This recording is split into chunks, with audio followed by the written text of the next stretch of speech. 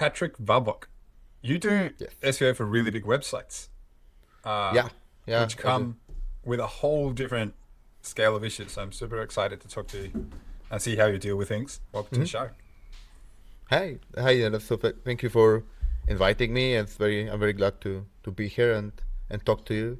It's always good to like exchange ideas, talk about stuff, talk about big sites, small sites, everything in between. Yes, I have some big sites clients, so I'm super interested hmm in seeing how you do things. With these guys, really crawling and indexing is a massive issue. People say technical SEO isn't really a thing. They just haven't experienced what it is to work with the big site. Where do you start when it comes to crawling and indexing? I would say, of course, it's an issue for bigger sites, but with crawling and indexing, like the basics need to be in place for every single site. So you need to have like even the smallest site, you need to make sure you don't have like no index pages. You don't block the site. I don't know. You didn't move the robots.txt file from the staging version to the live version, so you don't block it entirely. So the basics needs to be in place for every single site. And also, you need to monitor crawling and indexing pretty much on every single site because even if you think your site is small, it can blow up and bloat with like low quality pages, even without your knowledge about that. So I remember I think it wasn't my client, but when I was in my agency life, I analyzed like a prospect that came to us. And it was like a super small e-commerce that was selling I think like tapes or something. They had I think like 800 pages, but then I opened Google Search Console. They had like 60,000 pages in excluded. And even if the site was super small, they had literally like I don't know, a couple hundreds of products, couple categories, that's it. But Google was able to crawl and index like all the filter combinations, and it blew up the site like I don't know, what is it like 100x almost, like 80x. So the crawling and indexing was pretty much so broken on the site, even if the site itself that the client thought was super small. So yeah, crawling and indexing is usually super important for every size of the site, but the bigger the site is, the more complex the things become with crawling and indexing. The bigger the issue. The way that I think about it is the percentage of your website is just small. So it doesn't matter the total size, although bigger is worse. But if you have 30 pages that are your pages, and let's assume they're good because sometimes they're not, but you have, let's say, I don't know, 100 or 500 or whatever amount of pages that you didn't know about, but that Google knows Mhm. they exist, the percentage of good pages on the site is really small. And that's what you sort of evaluated on. That's sort of Yeah, where the problem comes. yeah, exactly. I have so many like clients like right now and in my history where I'm using the same analogy. So you are like about the percentage, about the pretty much the quality of the site, what percentage of the site is actual quality. And right now, I have I think two cases that are like directly about that. And one is a great win for us already. I think we worked with this e-commerce since October or November last year, and really focus on like removing low quality pages and overall like fixing crawling indexation. We can talk about it in a second. And in the other case, we did something similar, but right now we are losing traffic. But this is an interesting case because I think like from the technical standpoint and from the quality standpoint, all the things that we are doing are good, and we are increasing the like we are decreasing the size of the site significantly by like I don't know 80%. And I can tell you that we have a client that the major thing that we did is besides of course like redirecting some low quality pages or removing them or blocking them. One of the major things that we did was the strategy for out of stock products. So they had like 80 to 90% of their products were out of stock, and all of them were like I think I don't remember now, like I think 3% of them only were bringing any traffic. So 97% of the out of stock products were just bloating the site, and we decided to redirect them to right now we redirected them to like a related category. So we cleaned up like 80% of the site, and it's a very huge chunk of the site. So right now we are losing a bit of traffic, but I think that in the long term would be a good case. I hope like maybe during the next core update Yeah. or something that it will bounce back, and because we still have so much work to do with this client, so it will take take some time. I'm sure it's going to bounce back. Like there's probably no question about it. It's just how much it's going to take for Google to realize it. Especially when you mention, like, imagine you've got all these pages and they don't have traffic. Like Google still has to find those redirects, all of them, and Yeah. then it's had to do its thing and process. And are you doing anything specific so Google can actually know that you've done this change, or are you just going to let it organically just sort of hit those pages now and then and find them on its own? I think we decided to not do anything specific because those pages were, I think they weren't present anywhere on the site itself. I think there were no present in the sitemap, they weren't present in the internal linking or anything, but they were the result of like a previous migration that they did. So besides this, everything that we did, there was a migration I think they performed in last year, I don't know, like in autumn or something, and Google can find all the URLs from this old domain to this new one, and all those products are present somewhere in those redirects, and it also indexed like almost all of them. So I think Google still has all of those pages in its database that we right now redirected, and I can see like the huge decrease in the number of index pages. So I think we had like 90,000 index pages, now we are down to like 50K, and I think we need to remove another like 30K because we removed I think around 100,000 pages overall, like redirected them. So that's quite a lot. And no, I'm not doing anything specific because I know you can like create like dedicated XML sitemaps with the redirected URLs to help Google crawl them faster, but we decided to not do that because we already saw that Google was crawling them so much. And right now we saw that Google crawled those redirects very efficiently, they index all those pages already, and now the crawl budget is mostly focused on like working pages, like with status code 200 and everything. So it readjusted, and of course, when we did that, literally a week later, the core update happened. So we have everything going at the same time. So we'll see how it goes in the long term. But I'm pretty positive about what's going on. Yeah. I think maybe you just missed out on this one for a couple of weeks because you need a little bit of time for the changes to sit in for you to see something. Yeah. But that's like the next one should make a difference. And it seems like Google is just going through the pages as it normally would. Like it doesn't seem you need to speed it up or something. Why did you make the decision to redirect all those pages instead of 410ing them or like putting a 410 status? Because that sometimes is an option. How do you make that decision? Yeah. I was thinking about that, but I was thinking about the scale, because with 410 pages, I saw many cases where they are a good solution for like removing pages that they won't be present anymore. But with this case, we wanted to, first of all, a lot of those products still had backlinks, so we wanted to move those products, those links to the site. We still wanted to keep them, and we also want if users can find those links either in search results or somewhere like on like external domain, we still wanted them to point to a category or to still stay on our client site. That's why we decided to do that. And because it was an out of stock product, we always had an option to redirect. We always had a category to redirect, so it worked pretty much in all cases. Plus the scale, because it was literally like 85% of the website. So deciding to point Google to like 4xx pages to 80 that are 85% of the site would be even scarier than redirecting all those pages. So and I saw those cases where I think 2 years ago I had with my client that I'm also working still with, we had a case where I think what they did, they were changing literally the watermark on images. So they had their product images and they had a watermark, but I think they were changing their logo or something. So they also changed the watermark on their images, and they had to pretty much, they automatically changed all the image URLs. And they didn't redirect the old image URLs to the new ones. So we had a huge spike in 404 pages, and literally the traffic started dropping because Google started spending like, I don't know, 20% of crawl budget on 404 pages, which were 404 resources from those images. And we implemented redirects, everything bounced back, traffic came back and everything. But I had the experience of Google crawling a lot of 4xx pages, at scale that decrease traffic significantly. So I try to avoid that as much as possible. Yeah, that's interesting.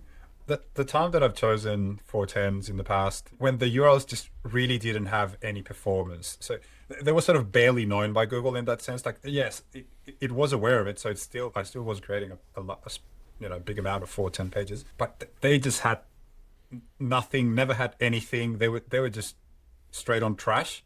And that's why Yeah. I was a bit more comfortable with just 410ing them. And in those cases, it worked. Mm-hmm. It wasn't an issue, but I can Mm-hmm. definitely see how that can be how that can be different. Do you think 410 has a different treatment than 404 normal pages? Like, for example, Shopify, you can't 410 things, which drives me nuts. I think like from my perspective and from what I don't want to quote documentation as well because I don't I might be misremembering that if it was a documentation or if it was a quote from some Googler, but 410 the status code is for pages or URLs that you know that they won't come back ever on the site. Of course, 404 also means that the page is not found, but from like the historical standpoint and when you analyze how Google crawls the site, you can see that Google can still crawl 404 pages that are like 3, 4, 5 years old and still can find them in their database and it doesn't remove them for some reason. And with 410 it's usually more strict. So when it sees a 410, it I don't know, crawls it a couple of times and then just stops crawling it, removes it from the database and that's it. I recently that's maybe it's a stupid theory that I have, but with my recent cases I saw that Google significantly started respecting robots.txt as the disallow directive. Like maybe something changed in the meantime, because in my projects when I try to remove a lot of pages or redirect them or just keep only the quality in the crawling budget, I use a lot of redirects and it works well. It works well. You can move all the crawl budget to more valuable pages with redirects.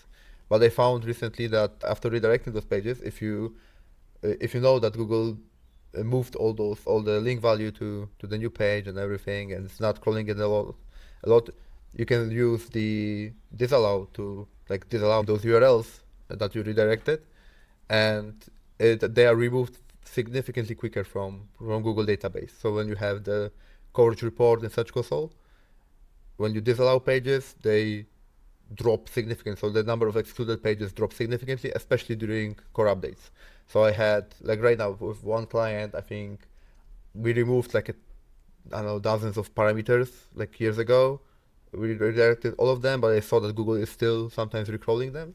But I thought it was like I don't know 3, 4, 5 years ago we removed them, and we blocked I think I don't know 7 different parameters, 8 different parameters, and I think we lost so not lost like we removed like 300,000 pages from database during the May update that is now going on. So during the update, Google decided to just okay, we don't care about those pages, we don't need them in the database because they were redirected and they are now blocked. So we can remove them. So that's final information for Google that okay, we don't care about those pages, we don't need to spend our resources on them. And we had a similar case recently where we removed, I think right now around 600,000 pages for also e-commerce from the Google database.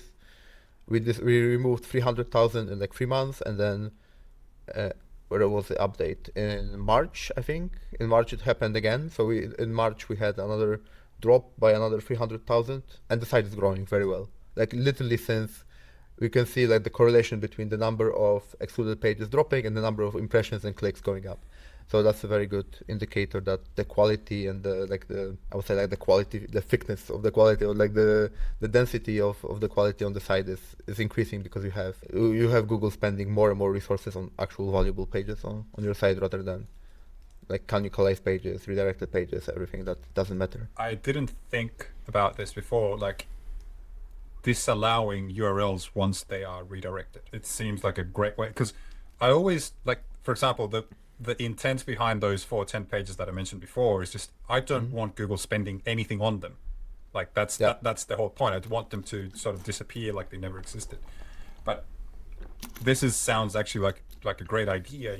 You redirect the URLs, you make sure they've been processed for sure, like you know everything's gone to the new ones, and then you can just disallow them if they're product pages, it might be harder because you don't have a parameter, so you might end up with I don't know, a massive Yeah, robots.txt. yeah. I wonder how you go about that. Like, well, maybe if you have good site structure and subfolders and stuff like that, you can try. So also with this disallow, it worked very well. Like on the case that we had with those 600,000 pages, this was a case for we're a Shopify store. So you know how redirects, or I don't think there's an option for like bulk redirects on Shopify. So I think there's the what's the word, like the Wildcard. yeah, wildcard redirects with like regex or anything. So I think I tested it for like I don't know a couple of different clients, and it's this huge struggle to perform those wildcard redirects on Shopify. So we used robots.txt, just blockage for like instead of redirects, and sometimes worked very well. When do you think it's time to put this disallow in place after the redirects have to be done? Like, what would you try to look at to be sure it's a good moment to do? That's a very good question, because I don't think it's possible to measure like the link value or the page value, like how well it's being moved from one page to another.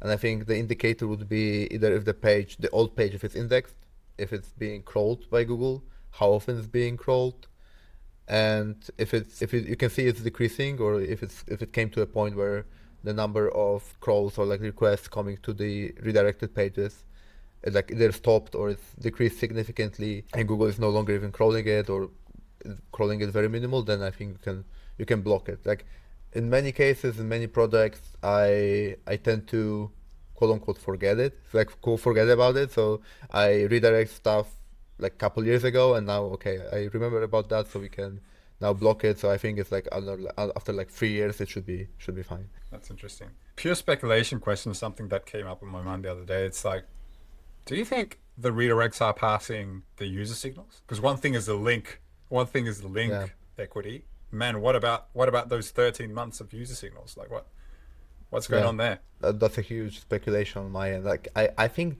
not, like like from where Google actually takes user signals, like from Chrome, right? From like Chrome data, maybe like analytics, everything in between, but mostly Chrome data. Sorry, no, Chrome data. And from Chrome perspective, from browser perspective, this is a new URL, new page. So and it can have its own user data. So I don't know if redirect would also be able, like for sure, like if they use like machine learning and everything, they can do everything. But like I would say no, but this is like as I said, like pure speculation. I have no idea, and I don't think you can even test it. It's like, I don't know. You can like have I don't know a very long tail page to test it on, but I have no idea. But yeah, user data is a huge topic now, and like since when Google was sued and they had to under oath tell everything about some stuff about rankings and algorithm, and they mentioned user data. So yeah, I don't think it will move, but who knows? We may never know. Yeah, if I had to guess, I would also say that they can't they're not doing that, at least. I think like the Hmm. reason I asked this question is just because these questions that I think you get a feeling about them just by working with and seeing different websites, and you might see how the new pages respond. And it's not Hmm. like they perform exactly as the old one. Like they have Yeah, to gain the trust again. Like it's quicker than a completely new page, but it still has this process. And if yeah. that wasn't the case, like if it just jumped straight as the other one, I would say it was going through, but because it has this trust process going on, it seemed, I would guess it isn't. Yeah. That, I think there is a reason why in like a lot of migrations, even if you do it 100% correctly, you still have fluctuations. Yes. You still have traffic drops, even if you do everything perfectly. So and you can just rebuild it over time. Yeah, and I think this is a process for like to rebuild this trust and get it. Like of course it depends on what type of migration. If you change domain, if you change URL structure, if you change CMSs, like if you change everything at once, and yeah, it very much depends on all of that pretty much. And that's kind of interesting because maybe when you have these really like sort of low traffic websites where it Hmm. takes a lot of time to actually gather those user signals, maybe that's when it's even worse. But if it's high volume stuff, you'll pick up pretty quickly enough data points for maybe to go through, but when it's maybe low volume, that's when it gets trickier. You Yeah. mentioned Shopify before, and you mentioned product variants. How are you dealing with those? Because they can really bloat up a website, and there are Yeah. variants where you can't give them like a dedicated URL. For example, if you have a fashion store, you can have a different product URL for different colors if they're search volume. Like Yeah. sounds something obvious to do, but sizing is not a thing. Like people don't search too much for products by size. It's not a Yeah. predominant attribute at all. How are you handling those, and how are you making sure that the paid ads teams, which with these websites there's always a paid ads teams, and their merchant center doesn't get messed up, like their feed, and they can advertise and stay. Like when Google says, "Oh, this is not allowed," it takes it down, and they've got to deal with it. How do you do it? Yeah. Like I think the difference between like indexing or ranking like different colors versus different sizes, I think this is a very good example because like some variants, as you mentioned, can be searched and can gather nice traffic, but some they just won't be searched and they will bloat your site. So I think this is a very good first step to understanding okay which variants we want to have and crawl and index and rank, and which we don't want to have, and which like, how much we don't want to split the product page into like I don't know 200 different SKUs for one pair of pants with different sizes, different lengths, different everything. And I'm a big fan of, like as I mentioned like previously, maybe I will patent it. It's like the quality density. So I like to have less pages with higher quality. With e-commerce and with product variants, I had a very good case about that. I'm still working on them, but it's an industrial client where they sell like couplings and connectors and like hoses, and all their products have different sizes. They have different like diameter of their product. We decided to not create product pages for every single size. So we decided to just combine all of those. Like you can have like a water coupling and it's like made of brass, and you have all the different sizes on the one page. So you can just select a size and just buy it like that. And with this way we have a way smaller site. I feel like they have like 10,000 products, but with, sorry, maybe a bit less, like 5,000 products. But with this change, we made like every single product has like 10 variants. So we turned those 5,000 product variants into 500 pages just. So we have only the size is way smaller now. And we have like proper like descriptions and everything. So we mentioned the sizes in the product descriptions and everything. Plus we have a proper structured data on those products because I think it was actually pretty fresh when we implemented it. I don't know exactly when it was. I think in 2023 or 2024 when Google introduced literally product group structured data. So you could have multiple product structured data on one page, and when we use this schema on product pages, now Google could understand okay that this URL is for like from like 14 to like I think we had one product with like 45 different variants. So we had 45 different products on one URL. You can also use this formula, like this schema, like this all of this information in product feeds. So our product feeds had all those 5,000 products, and all of them are like separately indexed in like Google Shopping and Google Ads. We can use like particular sizes and everything, so it doesn't like disable like Google Ads theme or anything, so they can still use particular sizes, particular products, and we have smaller site on our end. So it's both good for SEO and for ads is also working well. So in this case, what's going on is you don't have a dedicated variant URL in Merchant Center. In Merchant Center, you just have one URL, Yes. and the variants are handled through the structured data that is present in the feed. Yes. Yes. Okay. I don't think it's called structured data in the feed, but like from the data and the format that is Yeah. that is in the feed, and like there are like we have like different names and different all the prices and everything, but the product URL is the same. But you can see that they are present in like they are separated into different products for the one URL, and it's working well. I think we are like accepted, like the majority of products are accepted in Merchant Center, and is doing very well. Like also in Google Ads is working well. But yeah, that's a very good. I really enjoyed working on this project. Right now I'm doing a bit less for them, but like from the technical standpoint, we were very ahead Yeah. of the curve with technical stuff. So we implemented a lot of like new things that Google even, like I think like just recently I saw that those products that I mentioned in Google Shopping, for some reason Google now picked up like our content structure and product descriptions that we had and divided them into like product attributes in Google Shopping for those products.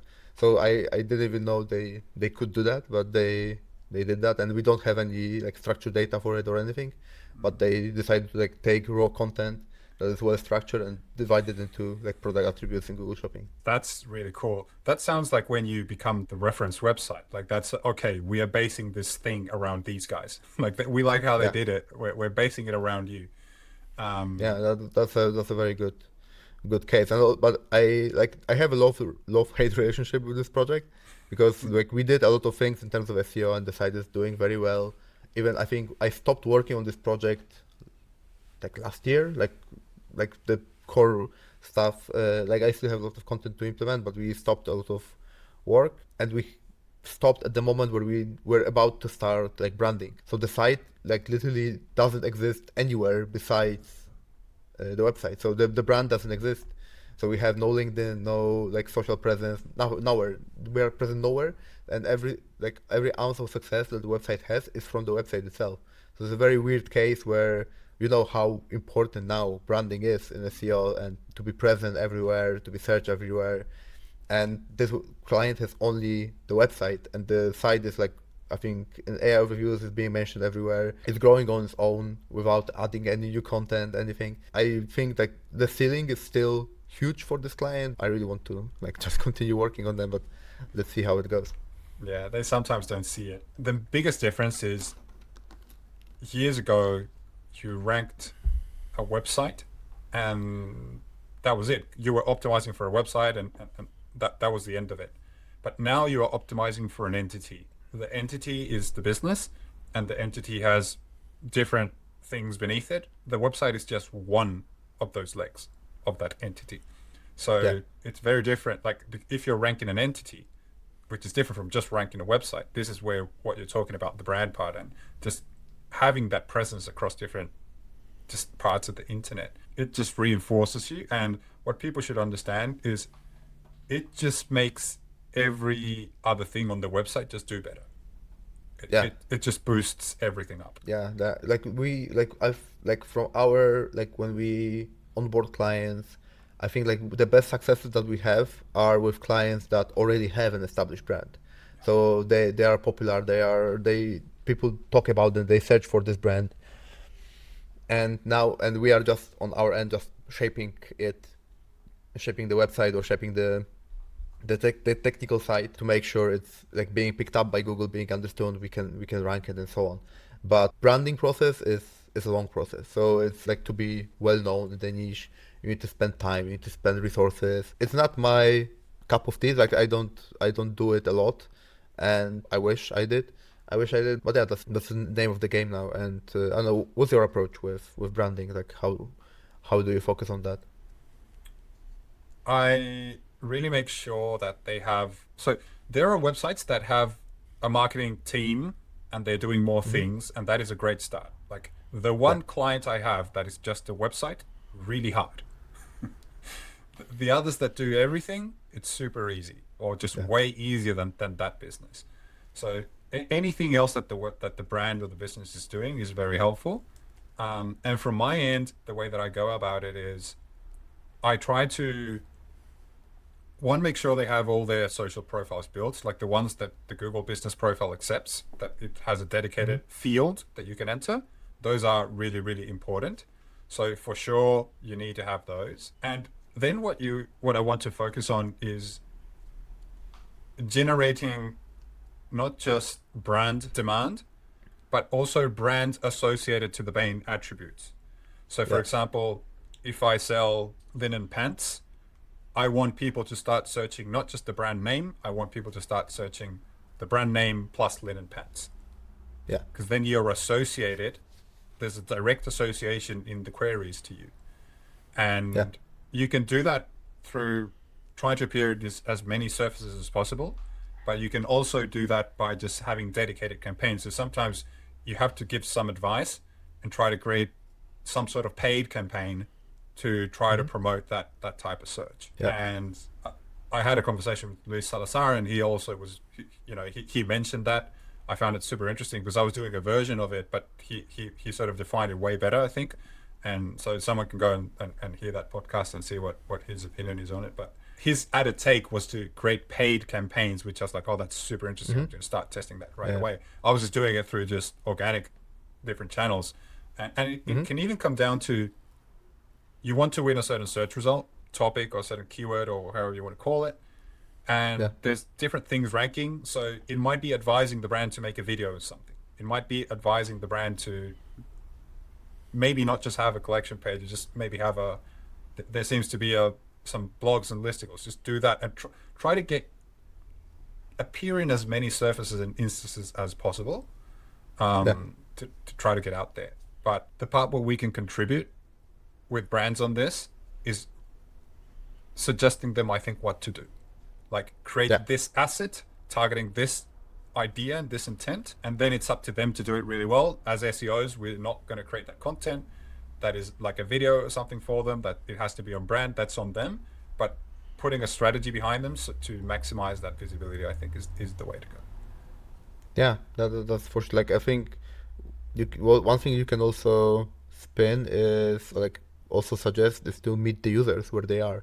So especially when picking either the content type or like the channel that you want to focus on. So you can have like, in our case, for example, like we work with like bookstores, and they work with like influencers in like on like TikTok or on YouTube that they sponsor, and they have like brand recognition, or they literally like talk about the brand, like a particular bookstore that we work with. Or like, of course, like SaaS B2B, you have LinkedIn, you have cases, you have white papers, you have everything that you can use in that regard. I think this would be also a good way to just understand where your users are and try to be also appearing in their channels, like for fashion, of course, Instagram, TikTok, and all that. Yeah. So just paid advertising generates brand demand by definition, because people don't always click. Like they all just go and search on their own, and that's why you create it. And one thing that's very bold, and I think a business needs to be in the right place to do it, but would be sort of the ultimate solution, is when the call to action is like sort of Google brand plus this thing, and you'll get to the page, but you have to be sure you're going to show up. So you really need to have a strong entity, and your brand part of SEO has to be strong, so a competitor doesn't show up. Yeah. But if you can, let's say, spend a small percentage of the budget with a more open CTA like that, I think just a very direct and white hat way to do it. Not all of it, just a small percentage, but you don't need much. Yeah, I think this is something that I don't know exactly that, but I think you also had talked with Pavel Klimaków, right? Yes.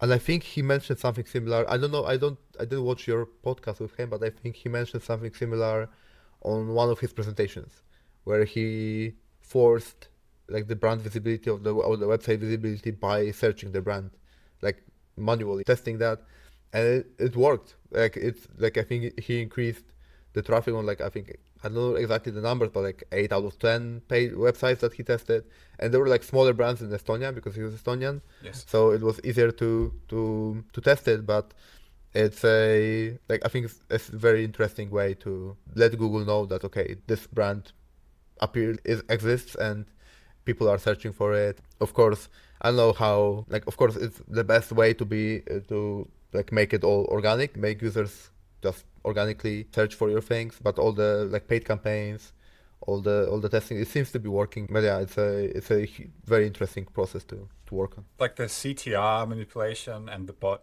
searching type of stuff has demonstrated that this has an effect, as to Pavel's test. This is great to understand how the algorithm works. It's not something you want to do on a real brand that wants to stay there for a long time.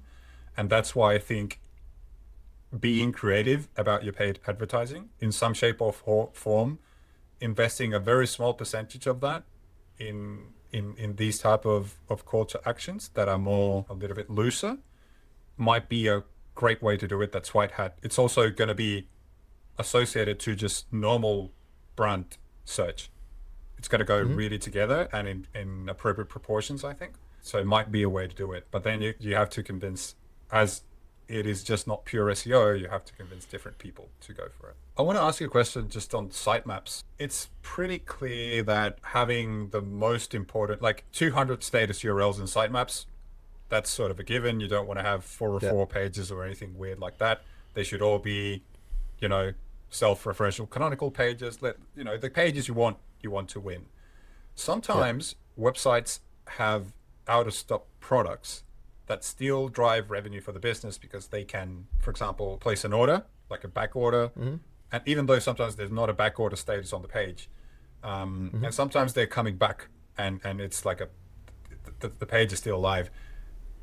Do you keep those in the sitemap or do you remove them? Like in terms of out of stock products, I will come back a bit to the case we recently implemented.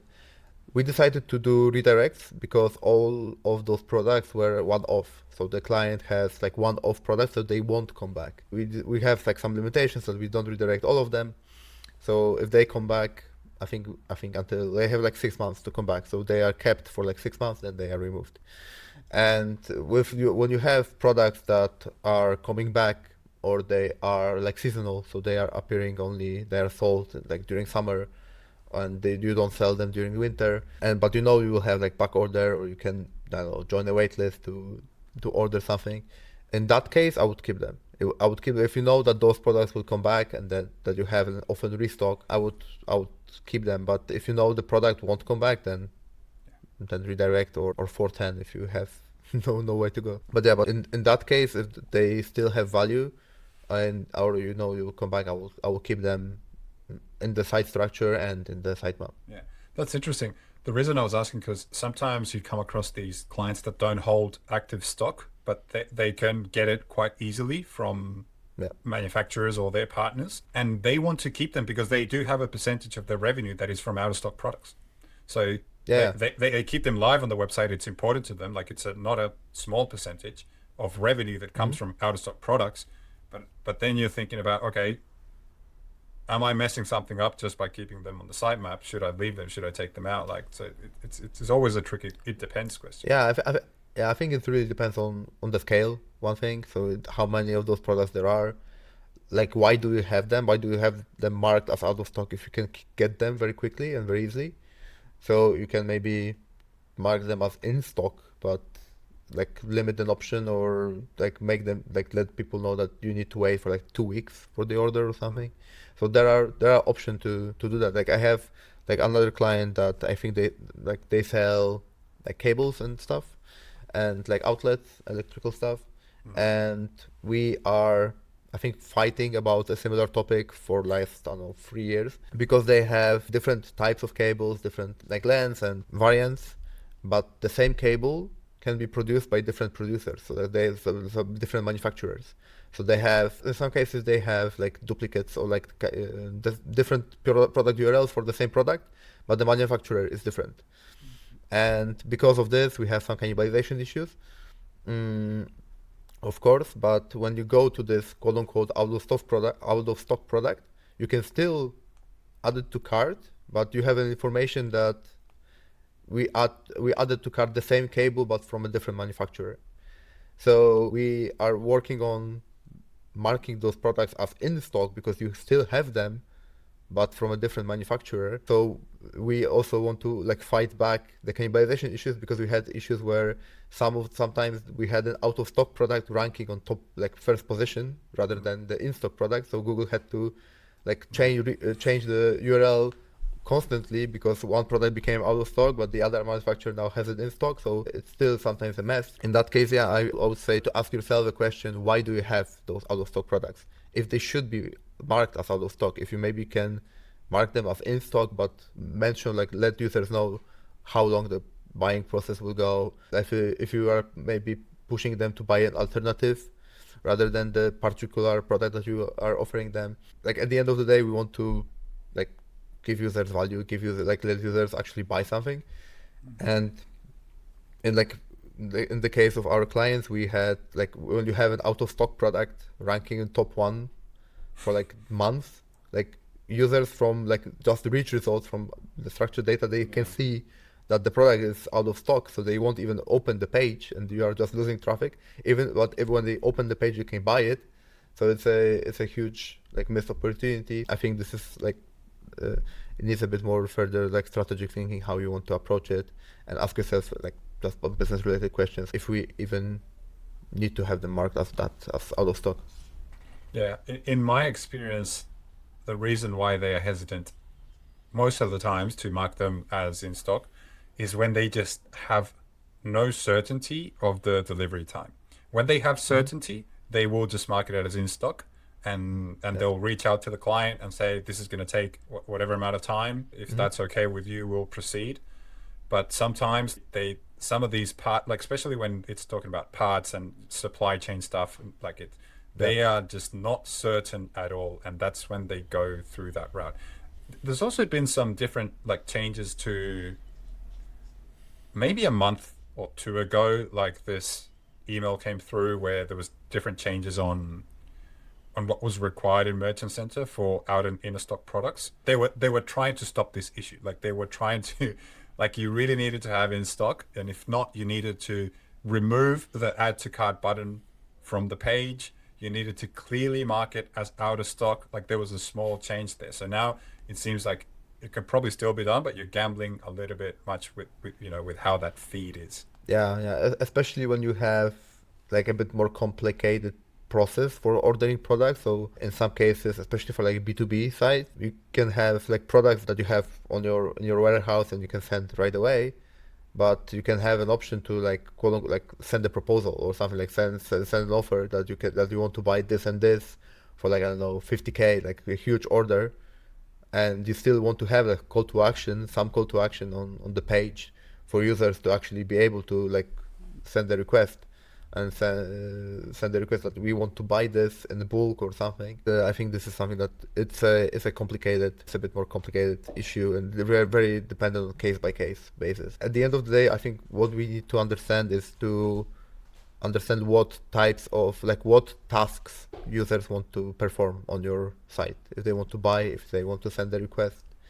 And I think we need to meet Google somewhere in the middle. So we need to have those options for users to actually perform something on the site, and try to see if Google can also like accept all those functions, and would they, I hope they won't ban us for like serving users at the end of the day.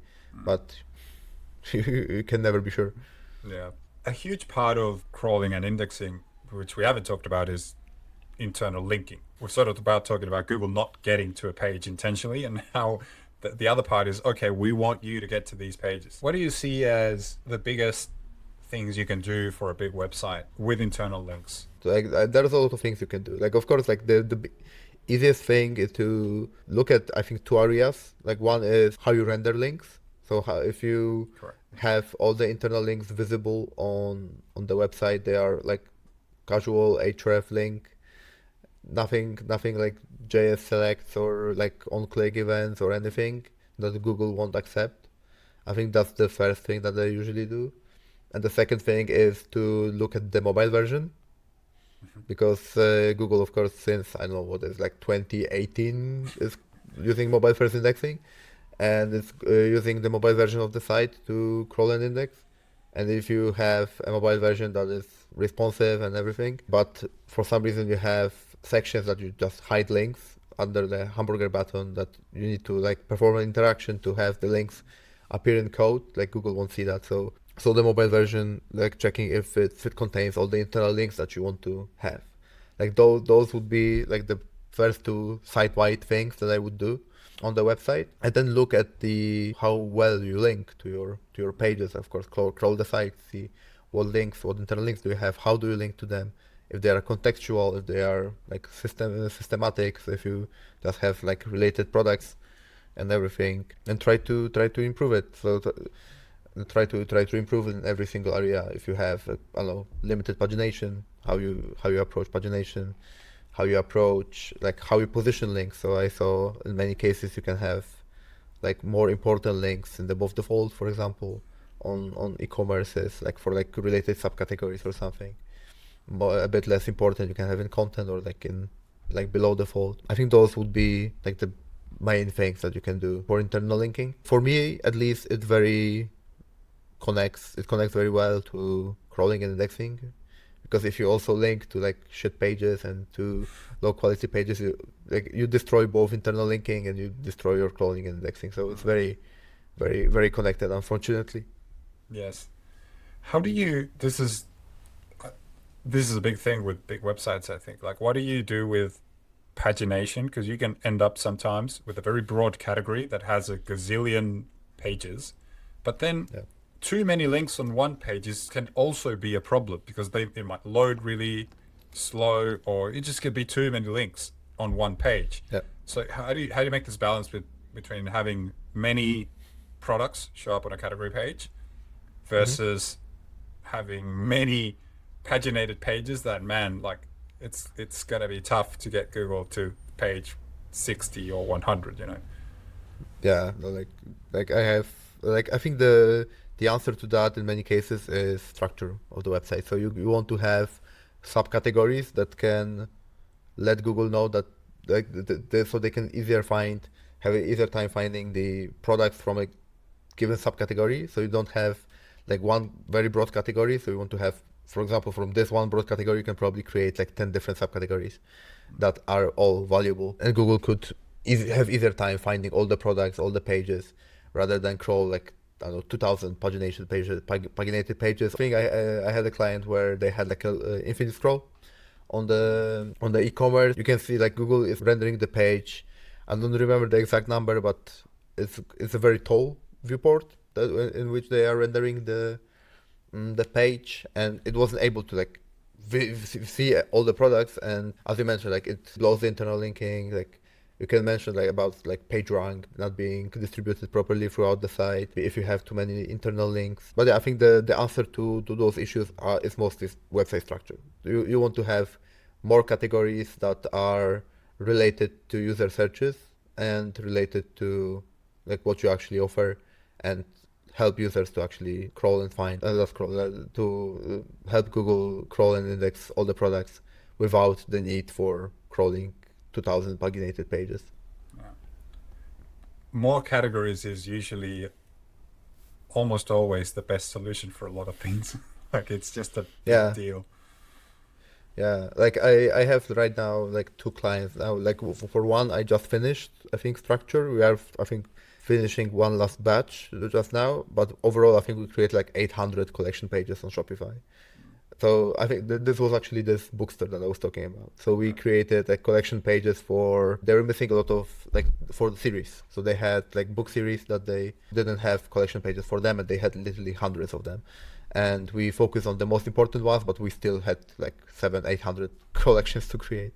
And now they are doing very, very well. Did you put some content on those collection pages, or did you just list the products? Like how are you doing that? Not yet. They decided to write the content manually and to actually work on value. And so we created like content guidelines for them. We created a couple of briefings for collection pages so they can kickstart the process of writing. And the ones that we created are doing well, but not the scale. Not we didn't create like 800 product descriptions at scale. Sorry, category descriptions at scale, and we just go step by step with the content on those pages. And right now, a lot of them are just listicles of products, Mm. but they are already doing well. So Oh yeah, that's fun. yeah. A lot of times you don't need the content for them to rank. Like that's a lot of times is not the issue. Yeah, Do you? like from my end, I am a big fan of collection page content. Like I like to write it. I see the effects of it on search in many cases, because also many websites or like many commerces are neglecting that. They are neglecting the collection page content, so it's very easy to write something very good. And if you had a call with Luis Salazar or with Pavel Klimakov, you probably know about everything about like semantics and everything. I'm not that in depth in like in the framework or anything from Corey, but I implement a lot of things from what I learned from it, and it seems to be working very very well, especially on collection pages. In my case, It just works really well. you have to spend less money on links. And it is more evergreen in the sense that one, you're helping the user because some do read it and you can choose to help them with the content that you write. The other way of doing this is you just start building links. And the problem with links is they devalue over time. So you're in this hamster wheel with that situation, and with content it's really not that. And if you need to update the content, which you sort of do, but it's just so much cheaper to do that every 6 months than to have to build all your links all sort of again, the ones that were working, because the other ones just got nuked. I don't have like a proper research on that, but like a very good in-depth content, it performs better with time. So I had so many cases where, for example, I think in Poland we had the AI overviews. I think they started appearing in Poland, I think last year in March or like the year before that. I don't remember exactly. But I had many articles that I can tell you that I smashed them. They were fucking insane. They were very good. And for some reason they ranked on position 80 in Google for like months. And we had to wait for a couple of updates, and now they are ranking either on like top 3, or when the AI overviews appeared, they were sourced as the first sources right away, even if the article was ranking in position 80. So when you focus on like semantics, when you focus on writing like simple content that's easy to like extract information from, it's working very well. And sometimes AI is a bit quicker to pick up this content, and Google can still need some time to process it. But in many cases, I saw, like, for example, with this industrial client where we had a lot of such articles, plus the collection pages are very good. I can see that even if we don't do anything for this client for like years, like I still see new collection pages popping up after an update on like top 5 now, or like top 3. They are still growing because the content is so good, so easy, so easy to extract information from. And I know, like, this used to be, I think, a hot topic, like all the information retrieval stuff, but I think still it's a bit underappreciated, and I like to focus on it a bit. What type of content do you like to put on a collection page? Like, what type of questions do you put there? Like, what do you write about? Because you're not going to write like a blog down there, which is something a lot of people do. What is the type of content that you're trying to write there? I usually research the questions that users actually ask about a given product type. So I tend to split the content into like above the fold and below the fold. And in the above the fold, I write just a definition of what the category is. So we had, for example, a book series. So we have the information like the book title, like the book series title is a book series written by this guy, published by this publisher. It focuses on those themes. It tells a story about this and this and this.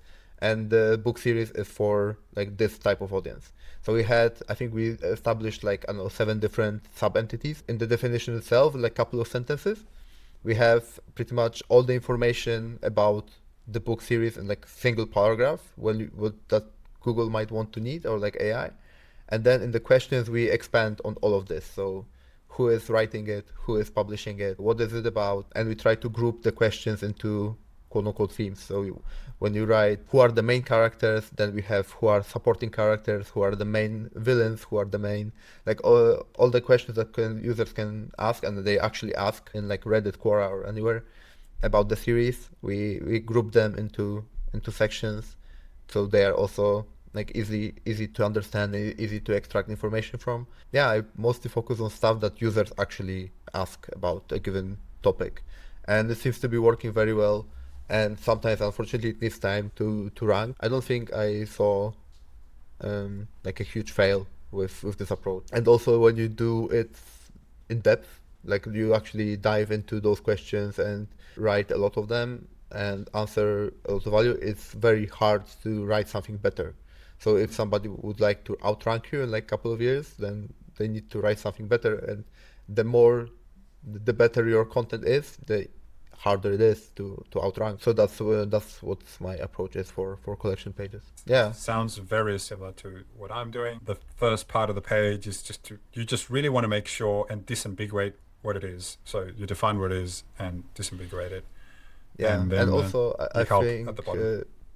Exactly. And with I think the main question, I think you said that already, but you need to answer the question of what it is, not what it is used for, but what it is actually. What Mm. I saw like in many content, many topics, like many people are trying to use like describe around the definition rather than just talk about the definition. Just actually describe what the product is, what the collection is, rather than what it is used for, like how many people enjoy it. Like you can have, for example, a collection page for like sofas, and you can have like sofas are great to light up the living room that you are living in. But okay, that means nothing. That means nothing for search engines. So they can't connect.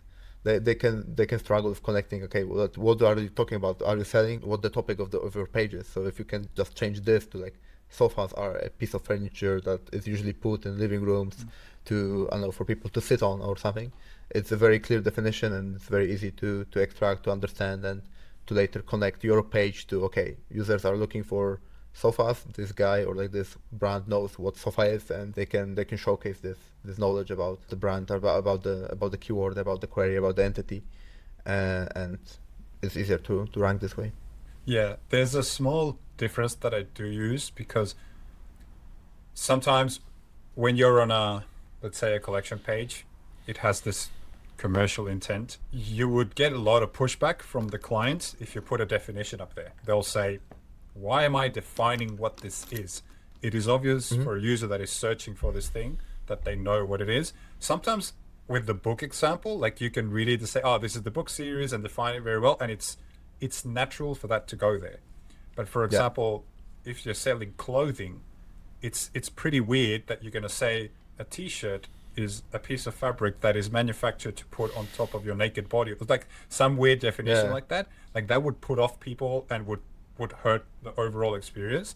And what I Yes. do in those cases where the definition isn't sort of appropriate to the context is I clarify what the page contains. So I am really focused on Google understanding what is here and saying, so we are selling this. These are the type of products that are here. These are the type of brands that are here. It is used for this. So it's usually one or two sentences, not that much. But what Mm-hmm. I'm trying to make crystal clear is defining the page, not necessarily defining the item sold on the page, but Mm-hmm. defining what the purpose of the page is.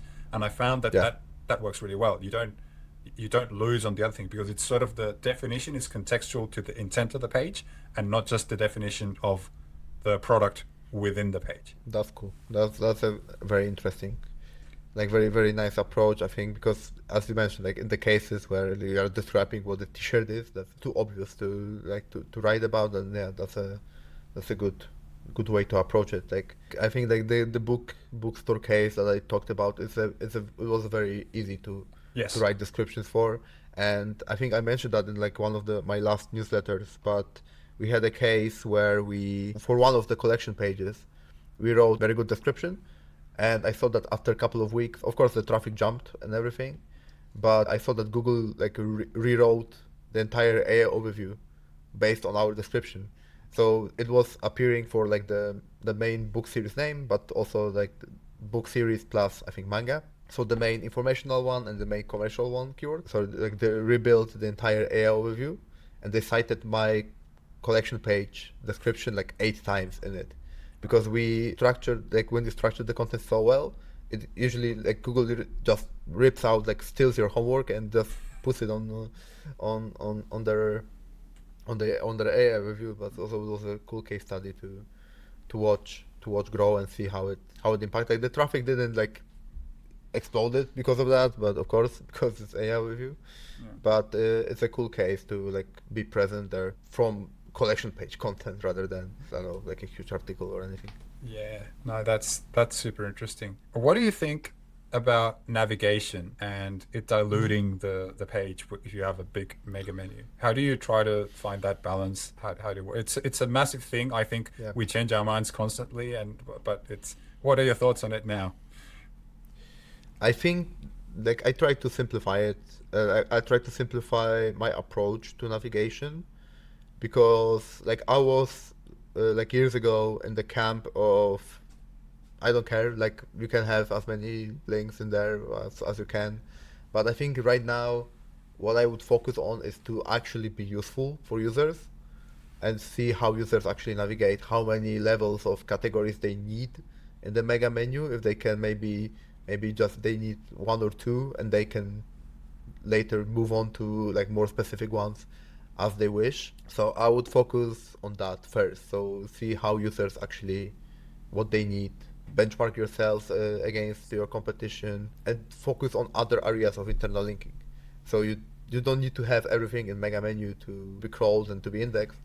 And I think you can limit it and just focus on other areas of internal linking. So you have proper links to subcategories, proper links between categories, and everything in between. Yeah. So right now I wouldn't put everything in mega menu. Just make sure it's useful and improve internal linking overall on the website. This content case study that you wrote content and it improved quite a bit. Why do you think that it improved? Like, what was the context that the page had that made that result be so quick? Because not always you're going to have a quick result. You might have the same result, but it's going to take a lot of time. What do you think made that page unique or that website unique so that specific strategy had that result so quickly? I think a lot of things in the same time. Like one thing is the fact that we were literally the only collection page for this book series with such a good content. That was one thing. Like the competition was like non-existent pretty much with content. All the content, like all the value, like all the content that we put on the site was like hidden, like Reddit, Quora, like forums, Wikipedia about the series. Like it was present nowhere in any e-commerce. So we are very unique in that case. The other thing was seasonality. So the collection page that we wrote the content for, it became very popular because the TV series about this book series started airing. So there was a lot of demand for this query in Google around like a bit after we wrote this content. So Google started to rearrange the search results, trying to pick up new content, and was very quick because of that. And we had like the seasonality was a big indicator of that. Like we had another collection page where we did also very good content, but we also reworked like the structure. So because the client had, I think, 7 different collection pages for this book series. So I think we made sure we now have only 3 that are dedicated for like different publication types of the book. And this one book series also became hugely popular in spring because of the TV series that it was based on. And this one collection page, like this one book series, made like a third of the revenue for this e-commerce for like 1 or 2 months. So because of those changes. So I think the seasonality plays a lot of time because Google sees that, okay, many users are searching for it, we need to deliver a better result, and okay, now I am the better result, and I can show it to Google. Yeah, no, that's interesting. And then for people to not like, it's not that you already need seasonalities to make this work. Like you would still have gotten the amount of traffic that was present, even if there wasn't a huge demand. Like you still would have won the search, and it would have done its job. It just was better because it would have this. And I think that's why it was so quick in those cases. In many cases, it just took a bit more time for Google to pick up because there was no such demand for a given collection page. I think the core is to actually just write good content and useful and easy to retrieve information from, if I can say so myself. Yeah. So, sort of the summary of what that good content meant for this specific case was you covered the questions that were scattered across the internet and they weren't combined in one place. So you made them easy to find from that point of view. And you also wrote them in a way that was very straightforward and in a logical way, one after each other, sort of grouping the subtopics and subjects within them. Exactly. And that was pretty much what worked. Yeah. And I have like those cases were very cool because they were so quick. But I have had multiple cases where you did literally the same things and they also work very well, but over time. You can see that over time that the Google appreciates all of this content. Like with the industrial client that I had, we did a lot of this content and the site was brand new, so we had no brand signals, anything. The domain was brand new, everything. So it took like half a year, I think, before we were being picked up for all of this, but then we stopped working and it's been like a year and a half now and the site is still growing without me doing anything, without any new content, without any updates to the content, without anything. I can still see Google ranking higher and like those pages higher and higher. But it takes time in many cases, unfortunately. but there's a beauty of B2B because everyone else is so slow. Like it's not like direct to consumer e-commerce where like it's more on the cutting edge.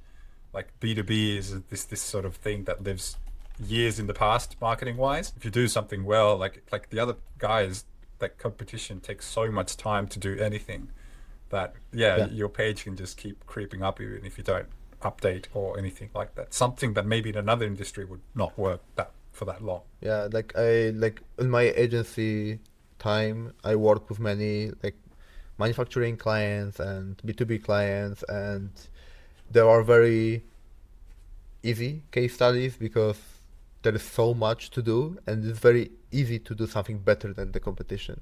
Because in many manufacturing industrial clients, the topics are so interesting, so in depth. Like people are looking for all of this information, but there is such like at least now, maybe right now with AI it would be a bit easier, but the access to this information is so like hidden in like white papers, actual like like studies, scholars, and everything like it's so hidden.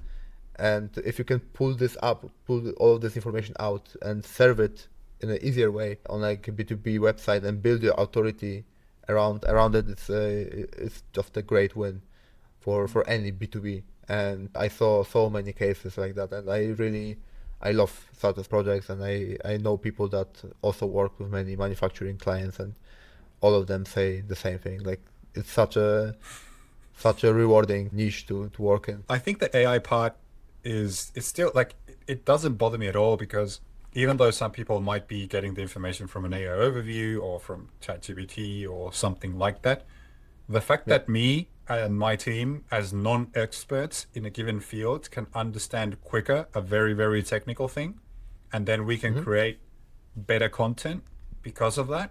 And because we are going to be the only ones with the content on the page, I'm going to win the commercial keywords and the commercial searches Hmm. because I have it. And people can inform themselves in the AI reviews, that's fine, but they're still going to need to buy something down the line. And I'm Yeah. just going to show up, and it made my job easier to Yeah. understand a subject I knew nothing about. Yeah, exactly. That's why all the stress of like SEOs that talking about websites like losing traffic because of AI overviews. I absolutely get it if you have if you focus a lot on like informational intent and everything. It's like I'm sorry that you are losing so much traffic. But like in my cases, because I focus a lot on like e-commerce, B2B, like when AI overviews came to like different markets where I'm present at or like where my clients are present, I don't think I experienced a single drop in traffic because of AI overviews. Because all of them either stayed or they started a bit like growing. Of course, like the CTRs plummeted because of impressions spiking up and everything. But as you mentioned, like users still need to like buy something, and they won't buy directly from AI reviews, or at least not just yet. But maybe Google will kill us all. But now they still need to like go to your website and actually buy something, and it's good to be present, like still in organic search because of that. And even if the checkout is through an AI platform, that AI platform still needs to choose who it's getting the Yeah. product from. Like it's not like it's going to start manufacturing anything and the business is going to stop selling. So it really doesn't matter. But on the reporting side, so something that I've done is I would agree that I haven't seen massive hits, just some declines in traffic in some specific cases. But the reason why I've seen almost nothing and a lot of websites just growing, like it's just some clients that have lost some traffic since AI reviews came out, is because my Hmm. whole strategy was always focused on category and product pages, and the informational content was just there to boost them and support them, but it was a small Hmm. percentage of the strategy. So when people see those massive declines, it's because all of their strategy was just writing blogs, and Yeah. that's sort of what's in trouble. What are the KPIs that you usually use and that sort of matter to you? Because just traffic isn't a really good one, it's an indication. But what's Hmm. mostly important for you and what do you rely on? Or like overall, I focus a lot on like business. So if we are talking about like e-commerces, I look at revenue. I look at from where the revenue is coming from. So of course, organic stuff. and I try to connect it to traffic, unfortunately, because of course that's what we focus on still a little bit. But yeah, but I try to focus a lot on like what actually matters for my clients. So if it's commerce, it's revenue. If it's like B2B, we're talking about leads and like submission forms and everything. So I try to focus a lot on that.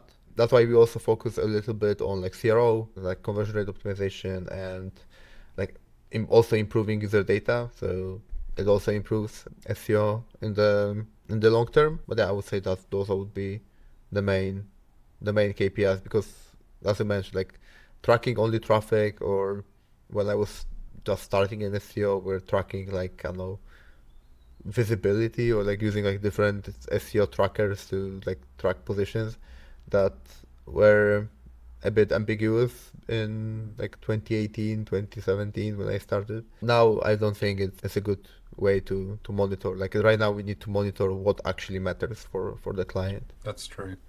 I One of the metrics that I'm quite liking that I adopted a while ago was just revenue per session. Just because sometimes you've got less traffic, it doesn't mean the page isn't buying, because you're losing people that weren't actually going to buy. So it's a good way to also manage that. Are you also looking at sort of other conversions like add to carts or products viewed and that type of stuff? Yes, I do look at like an entire funnel, especially when we are like focusing on CRO a bit. Like with this one client that we removed the out of stock products. That's a good case because we are losing a lot of traffic. But I think the exact metric that you mentioned, like the revenue per session, I think is increased by like 40% because we lost traffic that didn't convert. And of course we lost a bit of revenue, but it's also seasonal and everything. But yeah, we are looking also at the other parts of the funnel, because it's cool like to see if you I don't know, add to cart button here and how it impacts the people clicking through it, or we just changed how we showcase the prices, because they have a lot of promotions on the website. So we now show like the exact value, how much you save, rather than percentages. So it's a interesting case how we want to show users, make them more willing to purchase.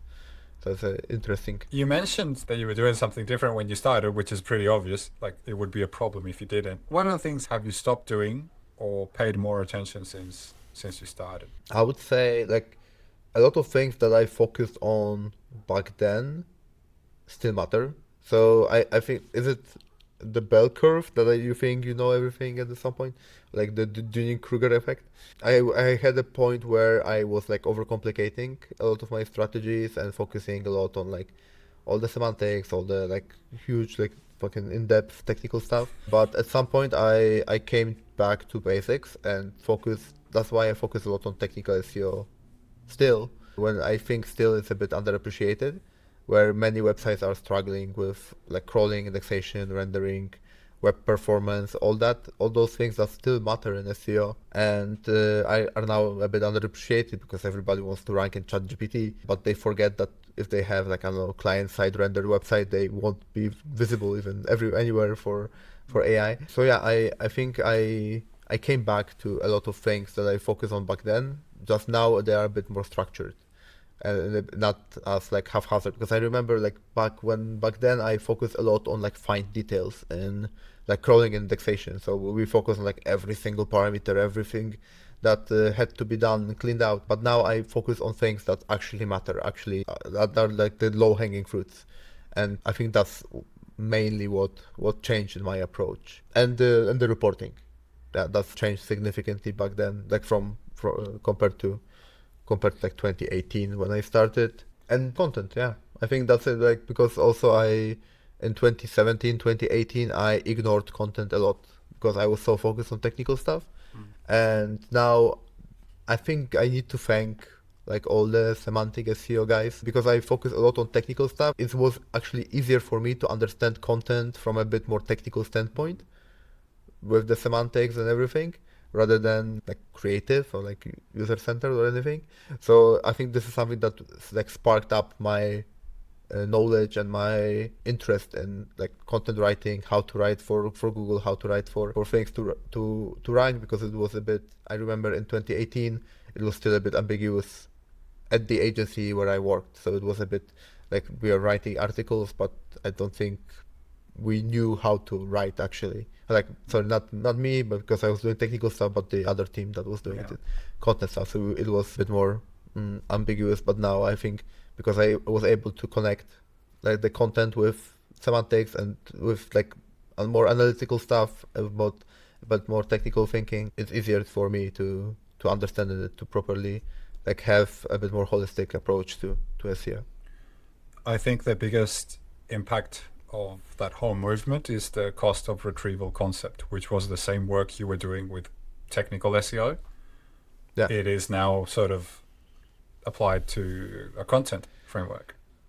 Yeah, that's I think that's a very easy logic to like if you can understand it, and if I think this is I will probably make a presentation about it or like a talk or whatever on like one of the events, but at least I want to do that. But I think this is a great like connection between technical and content, because at the end of the day, Google and like Alphabet is a business, and they don't want to waste money. They don't want to like spend their resources on like your bloated website, your website that they need to render. Like, of course, all of this from my end is speculation. You won't have Googlers talking about like we don't care about your site or anything. But from my like speculation, like you want your website to be as easy to understand, as easy to get information from as possible. And it's connected to both crawling indexation.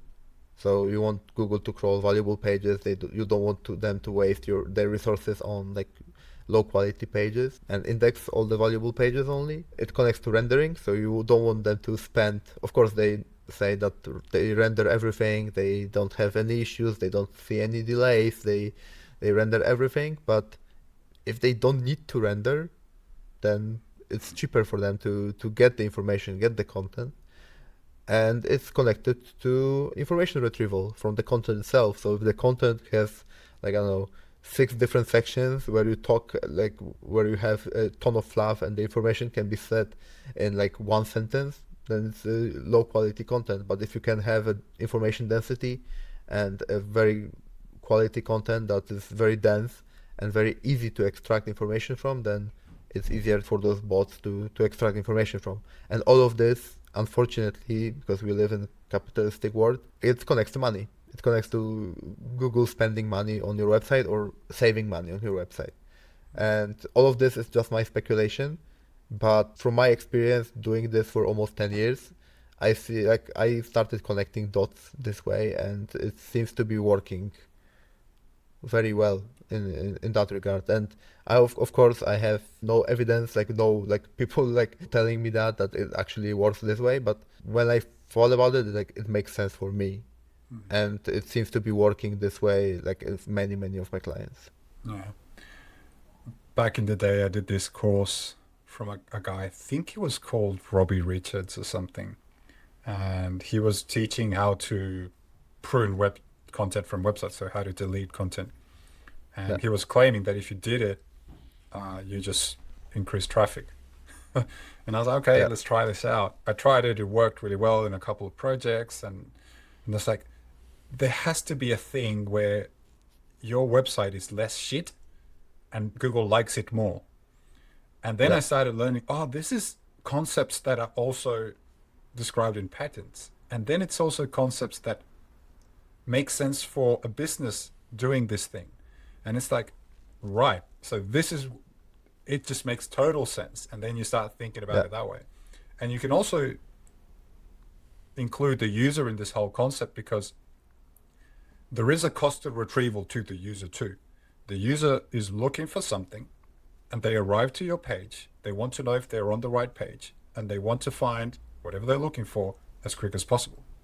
And if they have Yeah. a question, they want to find that thing as quick as possible with the clearest answer. They don't have unlimited time to try to find in your very long paragraph of fluff what you're trying to, Hmm. what they want to know. So it also goes back to then, like the analogies keeps on expanding. So it's super interesting. Yeah. Yeah. That's a I don't know. Like I sometimes when I like watch materials on like Google Patents or people analyzing them, or like the semantic SEO people, like I try to understand all of this, but also make it simpler because a lot of those concepts are a bit like are very complex and very hard to understand. But when you try to like watch, like get like a bird's eye view from for all of this, like you can simplify it. You can understand like the overall concept as you said, like connect different areas or connect different dots. Like it just makes sense. It does make sense, and it's probably mentioned in the patents or like all of those things. Like cost of retrieval, I think, is mentioned in patents, and it was a very good like enlightenment for me to okay, that does make sense, and that connects to pretty much like 90% of my work. And I think I don't remember exactly. I think maybe Lee Ray mentioned that during her Brighton presentations, that SEOs are literally just internet janitors. So we are just cleaning out internet to make it a bit less dirty, less problematic, less shit. And yeah, that's what we did for like years and years. Like at least the white hat SEO, of course. Yeah, not everyone I Um, was gonna say, but but yeah, yeah, I, but yeah, I think that's a good concept to have, and with this mindset, I think you can. I think a lot of things like falls in place when you have this mindset. yes. Patrick, this has been a great conversation. I've quite enjoyed it. I learned a lot, a couple of things that I'm really excited to test out when the time comes. If people want Yeah, to find you, learn about you, and hire your agency, where can they go? they can find us at organichackers.com, which is our agency website. There's also a place on the website, I think, where you can sign up to our newsletter, where we have like 6,000 people learning about SEO from us. So we are doing like focusing a lot on technical SEO on the newsletter, and I think we publish just twice a week, so we don't spam in your inbox a lot. And yeah, follow me on LinkedIn. I'm on LinkedIn, Patryk Wawok. I'm mostly on LinkedIn and on the website itself. And if you can, if you want to hire us, just I don't know, reach out to me or book a call. Cool. Thanks for coming on the show. Yeah, thank you very much, Ernesto.